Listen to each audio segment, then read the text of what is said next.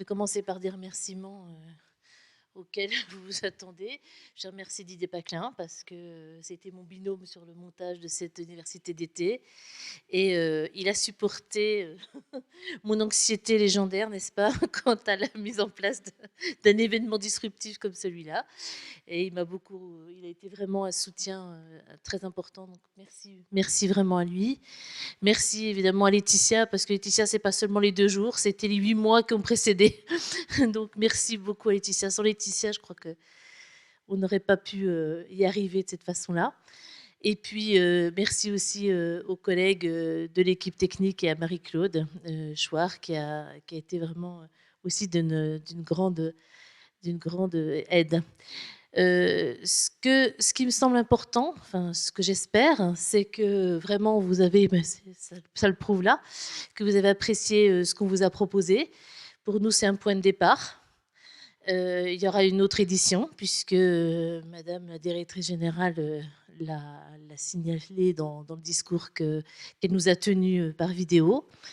Donc, je vous dis rendez-vous l'année prochaine pour une université à nouveau sur un autre aspect de la transformation pédagogique, parce que la flexibilisation n'est pas à elle seule, bien sûr, toute la transformation. On verra où ce sera sans doute chez nos collègues de Nice. Et puis, on voudrait aussi vous dire que, bien entendu, on va rester en réseau. Alors, vous savez qu'on va sans doute travailler avec le réseau, sur le réseau OR, Objectif Réussite, et donc avec l'outil Waller. Et puis, donc, on fera une sphère flexibilisation dans laquelle on pourra tous se retrouver. On déposera tous les documents à partir desquels on a travaillé. Et on gardera trace de tout ça. Et puis, bien entendu, on va continuer à travailler sur cette thématique.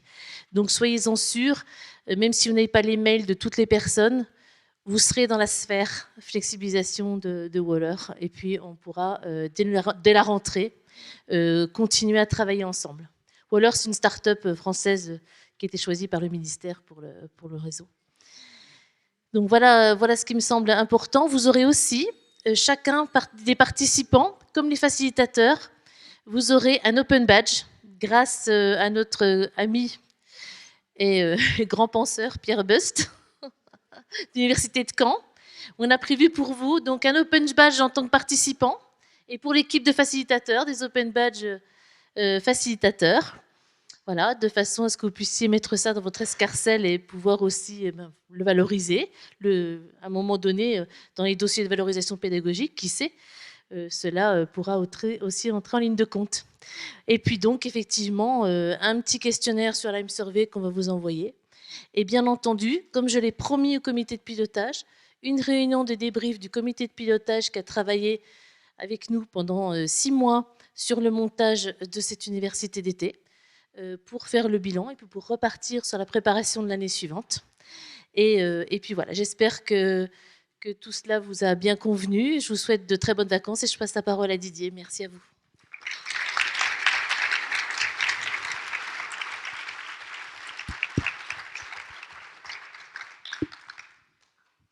Qu'est-ce qui va bien pouvoir raconter après tout ce qui a été dit de très intéressant. Moi aussi, je vais remercier Carole et aussi vraiment parce que c'est un vrai plaisir. On a des caractères complètement différents. Moi, je suis complètement flyé. C'est-à-dire la folie, ça m'habite au quotidien et je ne prends rien. Enfin, quand même, c'est certains souvent me disent mais qu'est-ce que tu prends? Même non, rien. Là, ça fait au moins plusieurs heures que j'ai rien pris. Donc, en tout cas, merci beaucoup à vous toutes et à vous tous, mais vraiment, très sincèrement. En introduction, je rappelais le pari que nous avions fait, celui de l'intelligence collective. Ce n'est pas le pari le plus facile. C'est très facile à écrire, mais c'est un peu plus difficile à vivre. Et on est tout à fait conscient que pour certains d'entre vous, parfois, aller au-delà de la zone de confort, on a du mal à la quitter pour rentrer dans une zone de délicieuse incertitude. C'est-à-dire que ça, ce n'est pas toujours gagné, mais malgré tout, je pense que ce pari vaut la peine. Et ça a permis aux uns et aux autres, et à moi-même aussi, de faire ce voyage. Et j'aime bien cette petite phrase. Alors, je ne vais pas vous dire à qui qui en est l'auteur, s'il y a plusieurs auteurs, mais de dire, bon, on a fait un chemin, la métaphore du voyage, mais j'aime bien cette phrase qui dit que même si c'est nous qui faisons le chemin, c'est le chemin qui nous invente. Et je pense que ça, on va tous rentrer chez soi. Dans quelques jours, on va sortir dans notre sac à dos d'idées des choses, et peut-être des choses qu'on a oubliées, et peut-être qu'ils vont nous ramener vers certaines choses. Moi, je nous inviterai collectivement, dès lors où les vidéos seront, je veux dire, partagées, à les regarder tranquillement, le moment d'émotion étant un petit peu passé, et pour se dire, mais au fond, c'est vrai qu'il y a pas mal de pépites à l'intérieur de tout ça. Et c'est vrai qu'il y a des choses qui ont été dites, qui ont émergé à partir de ces processus de créativité, de lâcher prise, et qui ont permis aussi d'aller au-delà de ce à quoi on pouvait penser, même de ce à quoi on s'autorisait à penser.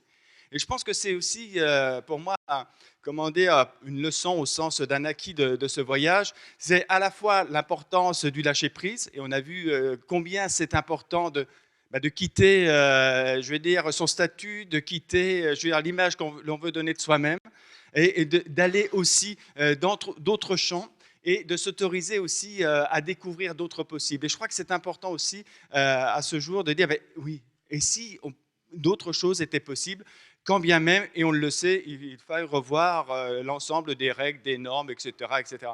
Mais déjà penser c'est possible, ça me semble important. Et c'est vrai que ce lâcher-prise est aussi quelque chose de fondamental, tout comme, et c'est aussi l'un des paris, de prendre le risque de la réussite.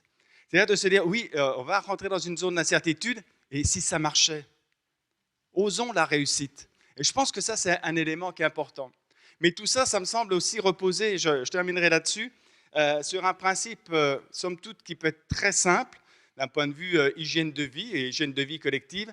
C'est à la fois, me semble-t-il, pour s'engager dans la transformation, à la fois se faire confiance à soi, mais aussi avoir confiance en l'autre pour construire ensemble un avenir bienveillant.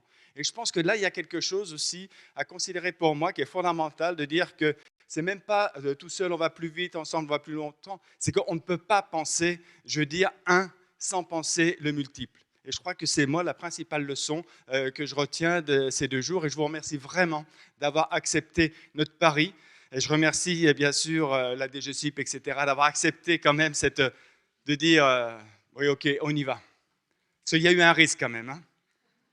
Quand même qu'il faut le dire, hein, c'est quand même une institution, une vénérable institution, une dame que l'on respecte avec ses rhumatismes, son arthrose et son désir parfois de retrouver une certaine jeunesse. Et elle nous a autorisé aussi à apporter un petit peu de liqueur de jouvence dans cette évolution qu'elle souhaite. Et vraiment, et ça sincèrement, je vous remercie toutes et tous pour votre engagement.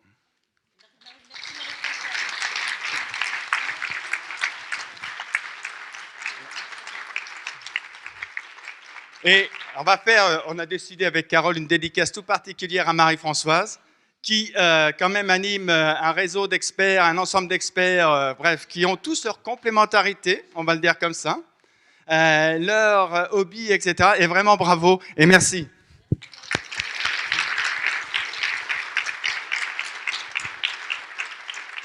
Et pour ce qui est des prochains rendez-vous, il ne fallait pas me donner le bâton de la parole. Pour les prochains rendez-vous, alors il y a déjà un prochain rendez-vous qui va avoir lieu au mois de novembre, 19-20 novembre, ou 20-21 novembre, enfin, dans ces eaux-là au fond. Ok, donc les JPS, tous à la Villette, et pour construire l'université 2028. Oui, la Cité des Sciences à la Villette. Ah, voilà, c'est ça. Et ça, c'est quand même, ça sera aussi pour nous l'occasion d'un premier réinvestissement de ce qui se fait là. Et puis, pour ceux qui veulent aller de l'autre côté du Grand Lac, Joël, je parle pour toi là, de l'autre côté du Grand Lac, eh bien, nous aurons plaisir à vous accueillir du 19 au 22 mai 2020 à Québec, à l'Université Laval, pour le prochain colloque de l'AIPU.